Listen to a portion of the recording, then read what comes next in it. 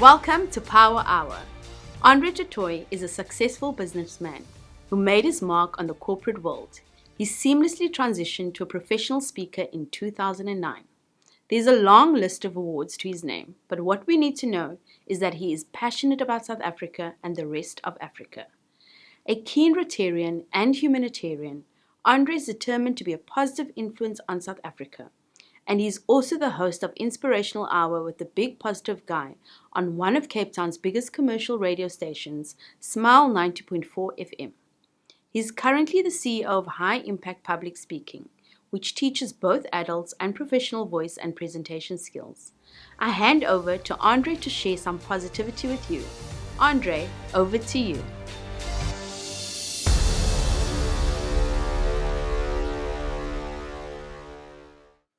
Thanks, Natasha, for that wonderful introduction, and it's wonderful to be speaking to the good people of Curro again.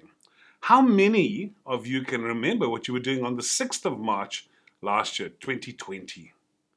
Well, I have a clear memory of it because I was speaking to Curro, to both the members of the junior and the high school, and we were so excited by all the prospects of 2020. It was going to be one of the best years ever. 20 days later, the president closed down the country for this thing that we now know as COVID-19. Wow. My best year ever in 24 hours became my worst year ever as every single one of my clients cancelled every single contract for the entire year. I did what everybody brave motivational speaker would do. I climbed under the duvet and I hid there for 3 days, thinking to myself, what can I possibly do to recover from something? Because at this point in time, I had physically been banned. I could not stand up in front of an audience and speak. Until still today, I'm limited enormously by how many people I can speak to. But it only took a few days, and I looked at my wife and I got bored of being in the bed. And I said to her, what can we do? And she said, let's phone other people. There are so many people that we know who own restaurants and hotels, people that are worse off. And so we picked up the phone and we started phoning. And on the 9th phone call, my wife had phoned a set of attorneys. And they said, Andre, our clients are so depressed. Can you do something? Can you help us? And I said, how can I do it? I can't speak to these people. And they said, we've heard of this thing, and it's called Zoom. Well, that's the first time I'd heard the word. And so I looked at it, and I thought to myself, maybe I can do it. Well, I looked at it once or twice, and I thought, nah. So I hired somebody to do the Zoom meeting. And we went and we sent out the invitations. And it was such a novelty that 900 people came to the first presentation. 4 days later, they had to do a repeat, and 1,300 people came to the presentation. And suddenly it struck me that my future was up to me. It was dependent on me on whether I would work or not. And so we had a very successful last year. I did 85 presentations, all on Zoom. Not the same thing, not as much money, but we survived. But some interesting things happened. I suddenly started getting invitations from overseas organizations. I suddenly had an invitation from the London Stock Exchange. I had an invitation from the London Chamber of Commerce. I'll never forget that invitation. The wonderful lady introduced me and she said, we are so happy today to have Andre Totoy, the big positive guy, here today to speak to us. Because after the presentation 3 weeks ago by the governor of your Reserve Bank, Andre, Lesego Kanyagu, who was particularly negative about the future of South Africa, I was like, you've got to be kidding me, the governor of the Reserve Bank standing up and being negative in front of a whole bunch of potential investors. My life slowly started changing. I had converted my high impact public speaking courses, all I had to convert onto Zoom. And initially I thought, it's not possible. Public speaking is all about that interaction. But surprisingly, it worked. And then we started doing some online training. And my latest thing is we're looking at doing online courses. So here's the good news. The good news is even in the worst of times, there are opportunities for us to be able to thrive, and not only thrive, but to actually start making a difference in our own lives. And I would never have come across some of these possible ideas without the lockdown. So how's it been for everybody else? Well, it's not been good. My wife and I were looking. I have a very large database, and last night we were sitting there and chatting, and I said, I can probably list 50 people that I know that have died in the last 18 months. So many of our friends have got sick, and even my colleague in the high impact public speaking has had long COVID, and she's been sick for 16 weeks. It's not been easy. I've seen many of my friends lose their businesses. I've seen industries die. So I'm not the super positive guy standing out there and saying, just be positive and everything will change. It has been enormously difficult. But your attitude determines where you end up. And as teachers, you guys have done a remarkable job in keeping our students and our children occupied and actually doing well. I have been blessed. My daughter's a matric this year, and the teachers have been outstanding. She has thrived with homeschooling, and now that she's gone back to school, she's so different to what she was just 2 years ago. So the teachers have also done that thing where they've managed to completely change the way that they do business. But if I had to maybe give you a prediction, most of my presentations are about economics and politics and what does the future look like. So maybe I can tell you a couple of the stories that I've noticed. Firstly, there's an enormous amount of work and money that's changing hands. There is an 8 billion rand development which has just been approved at the waterfront. I went the other day to one of my old offices. I've worked for 12 years in the old BP Centre, which is now number 1 on Table, that huge big black building, and found out that 2.4 billion rands worth of apartments in that commercial building have been sold in the last 3 months. There is money to be made when times are bad. As an economist, very often we look and we say, when do you make money? When do you buy businesses? When do you buy stocks, or when do you buy property? And very often everyone says, buy low, sell high. Well, have we ever seen anything lower than what we've seen at the moment? Times have been exceptionally tough, and one of the things I want to encourage you is that many people are out there investing and planning for the boom. 1920, remember 1920? 14, 17, war. 18, 19, 20, we had the Spanish flu, way worse than COVID-19. What was 1920 onwards like? It was 9 of the fastest growing years in history. Have you ever watched The Great Gatsby? Everyone had money. Everyone was living in a mansion. After 1948, after the Second World War, some of the fastest growing economic times in the history of mankind happened in those years from 1948 up to about 1970. Think Germany, think Japan, think some of the Asian tigers. Some of the best opportunities that we've ever had came around in those eras. I went to a hotel the other day, Hotel Sky, very fancy, gold tiles, lots of glitter, animal print everywhere we go, life-size robots. If you haven't been there, there's a 10-story ride on top of the building, making it the tallest building in Cape Town. 655 hotel rooms, 50 meters from the ICC. And I looked and I thought, who's possibly got that kind of money? And it turns out to be 3 South African investors who've done the same thing in Sandton. They've done it in Cape Town now, and they're doing it in Durban. Because they believe, like many of us do, that the good times are still coming. That the good things and the economy will obviously turn. So being a presenter on economics, I spend a huge amount of my time going to economic presentations, and there are a number of economists that I absolutely adore, and one of them is J.P. Landman. So I went to see J.P. Landman the other day, just after we'd had all the riots and looting. And I was very curious to see how he was going to sell that one, because that obviously to me seemed like a huge dent in the economy. And these were his words. For the last 5 years, before 2020, South Africa had been in an economic decline. What's regarded as an economic decline? Where your growth rate goes in reverse. And for 5 years, we've been in a negative growth rate. And then all of a sudden, we had COVID. And that really, so the little downward line suddenly just took a huge dip. And they estimate that the economy went backwards by 11%. What does that mean? That means that you as a teacher and me as a speaker probably earned between 10 and 15% less than we did the year before. This year, what does it look like this year? Well, that's very interesting, and I'm glad you asked the question. Because this year, we estimate that it's going to be 4.2%. Fitch, one of the rating agencies, put us at 4.8%. And most of the banks are somewhere between 4.2 and 4.8% growth. Now, how does that growth rate look like for a country of South Africa's size?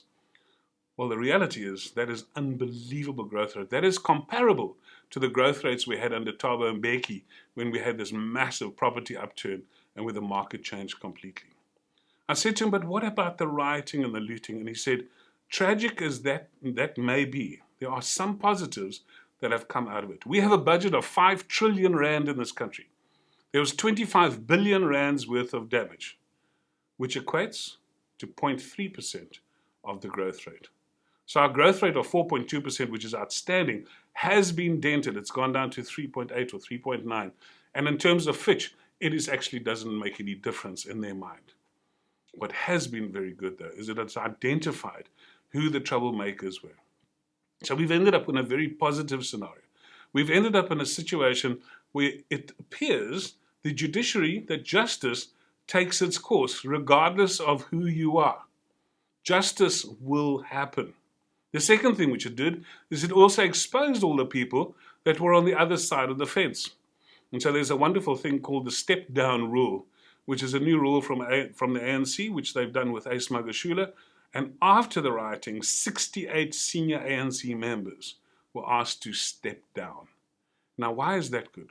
Because these are not people that are looking out for the interests in this country. So we've ended up in a much stronger and a much more positive position. And so I'm not negative about what our future looks like. Anybody go away recently? We went away down the other day to the Hermanus, long weekend. Got to Somerset West, and guess what happened?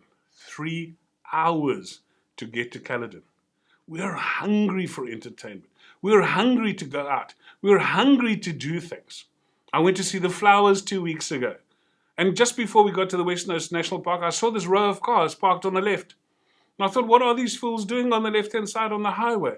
And I drove, and when I got to the entrance of the West Coast National Park, I realized there'd been a 6-kilometer queue to get into the West Coast National Park and see the flowers. When last have you been to one of the restaurants in town and seen how full they are? People are ready. The economists call it the 3 Bs. They say it's going to be braaivleis, it's going to be babies, and it's going to be babalas. When the economy turns, it's going to be enormous. And for those of us that are ready, it is going to be a good scenario. So I want to encourage you that as difficult as it's been, and even if you're one of those people who's really lost a lot of stuff, and there are many of those people, be kind, be generous to those people, but I want to say to all of you that things are going to get better. Well, it's easy to be a motivational speaker. Alles sal regkom, julle kan dit doen. I give you all the cliches. So what does it look like in my life? Well, a few months ago, in fact, just a few weeks before my birthday in February, I was sitting on the side of the bed, and my wife came into the room and she said to me, Andre, don't move. And I said, what is it? And she said, Andre, there's a spider sitting on your shoulder. And I looked and I couldn't see anything. And I said to her, where is it? And she came closer and closer. And then she said to me, Andre, it's not a spider. It's a big black mark on your shoulder. And it was about as big as the top of a pen. And when I said to her, I couldn't see it, no matter what I did, even if I looked like this or looked in the mirror, I couldn't see it. And I said, take a photograph. And she took it. It looked like a big black spider because it was this huge black dot. And it had tiny little legs on it. I thought, that's weird. So I went off to see the doctor, my very good friend, 25 years I've been in his practice. And he looked at it and he said to me, Andre, I don't like the look of this thing. Let's cut it out tomorrow and come in quickly and we'll chop it out. I'll just do it for you. And so he chopped it out. It was a bit bigger than I thought because he had 14 stitches in my back. And 3 days later, I get a phone call and he says, Andre, come see me. I've got the histology and you and I need to have a chat. You know when you walk into a room and you know something is horribly wrong? I have been in this practice for so long. I know everybody. I know the nurses, the sisters, the cleaners, and they all know me by name. So when I walked into that room, and they all looked down, and nobody wanted to look me in the eye, and I knew something was horribly wrong. And so I walked in there, and he sat there, and he never looked up once. He had this thick pile of histology papers, and he was going through it and going, yeah. And eventually he said to me, Andre, I need to refer you to a very good doctor. So I said to him, just tell me what's going on in simple words. And he gave some excuse and he kept reading. And eventually I just looked at him and I said, look at me. Tell me what's going on. And he looked up and he said to me, Andre, you have to be positive. And I started laughing because since 2009, my business is the big positive guy. I am Mr. Positive. If you go onto the internet and ask for the big positive guy, I'm the last one left. I am Mr. Positive. So what did it mean? Well, I took the piece of paper. He referred me to the doctor. I went home and I looked at this fat pile of papers. I couldn't understand a word that it was saying. So I did what everybody else would do. I took that last little diagnosis comment on the histology and I typed it into Dr. Google. And Dr. Google wasn't very comforting because Dr. Google said the following things. The first sentence was, all on its own, big paragraph, and then a space underneath that said, this diagnosis is a definite death sentence. I was like, oh, that's not the kind of thing you want to hear on a Tuesday morning. And then I read a bit further and it said, it has a 15% survival rate over 5 years. And that was a bit shocking because I've been a mathematician, I'm fairly bright, and for me 15% was not a pass rate. I've never failed a test in my life, so suddenly to be told that I had a 15% chance at life expectancy was a huge disappointment. But the thing that really struck me was the sentence that kept coming on in my mind. What is it to be positive? What is it to be positive? Because now I was being tested to my core. I'm telling you to be positive. I'm telling audiences to be positive. And yet here, I have to find out what is that thing that makes me positive. And I had no idea. I thought, should I smile? Should I comfort other people in my distress? Should I just pretend that it's not happening? Should I just go about my day as it is? But it was more serious than that. I had to take note of it. It was devastating to me and my family, and I had to make some attempts. So I did a few things, which some of you might think was completely crazy, but I've been on the radio for many years, and I have a large audience. So I thought rather than rumors starting, I was going to make one post on social media, just one, and say the following words. This is not very easy to write, but I've been diagnosed with an aggressive cancer, and I am not going to write about it again on my page. What I am going to do is set up a separate group, and if you want to know what's going on, please sign on to that. Well, I thought 4 or 5 people might sign up, but something strange happened. 4,000 people signed up in less than 24 hours. So I still think some of them were like car accident viewers, you know, the rubberneckers. You've seen the car accident, they slow down to see what's happened. I think a whole lot of them were waiting to see what was going to happen to me. But so many of them wrote me messages of hope and encouragement. But the one that really struck me was a friend, and he said to me, Andre, I'm getting married on the 26th. It was the 22nd of February. He said, I'm getting married on the 26th, and I'd like you to be my best man. I said, I'm so honored, but it's 4 days away, and I have so much on my plate, and according to the doctors, I could have as little as a month left. I'm not sure I can take a whole day out to go to a wedding. And he laughed at me, and he said to me, Andre, not this year, next year. 26th of February next year. And I said, oh, no, if it's 26th of February next year. And without thinking, I automatically filled it into my diary. And then I suddenly knew what it was. Positivity is a little like hope. It's a belief that the best is still to come. Whenever you think that you've lost it, that there is no more hope, that's the time that we just go backwards. We always have to believe that there is something better on the horizon. So even while you guys are in the middle of your exams, I'm doing all the marking and it's really, really tough, to make just small plans, to just have a booking on Friday night to take your wife out, or to remember that school holidays are coming up, or that the year is nearly over, that next year's going to come and it can only be better than this year, is to continuously have small steps of hope, to believe, and remember those lines, that the best is yet to come. I also teach people that are doing TEDx, and on Saturday we had our first TEDx for TEDx Cape Town is running this year. It's going to be on the 13th of November, and we watched one of the best presentations by a guy called Drew Dudley, and he tells a story, but I want to tell you my version of Drew Dudley's story. You see, when I posted that I was going to die, I got these literally 4,000 messages from people. And the one message really struck me. It was from a lady in Pretoria, and she said, Dear Andre, before you die, I would like to tell you the following thing, is that you have changed my life. And here's the sad thing, I couldn't remember her. And so I said to her, thank you so much, it's so kind, but what did I do and what did I say? And she said, 2012, it's 9 years ago. She said, you gave a talk in Pretoria. And she said, you finished off by saying the following words.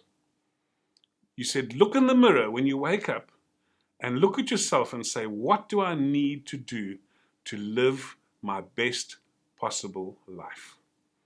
It is a speaker, it was just one of those calls to action. It was one of those, not a throwaway line, but I'd completely forgotten. So I said, oh, that's amazing.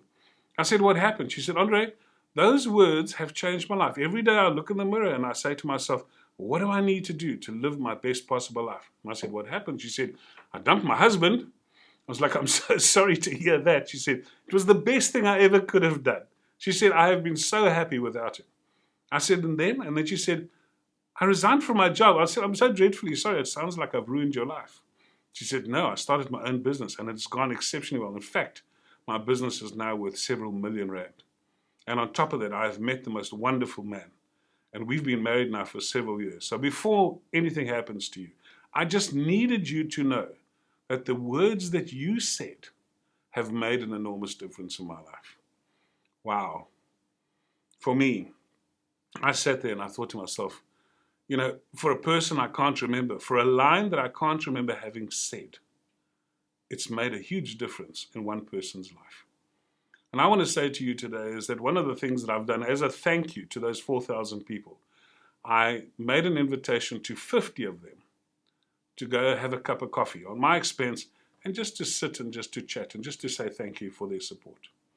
Well, it was quite interesting because I had 600 requests for coffee, but I've just finished, I think, number 80.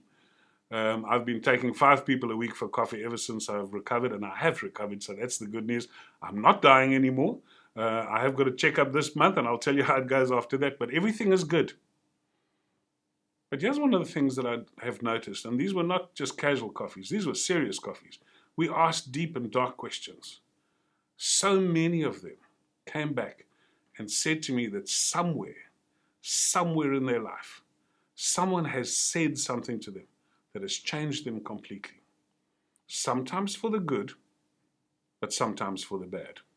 And I call them lollipop moments. I gave that lady a lollipop. It was a sweet, nice gesture. And she took it, and it's changed her life.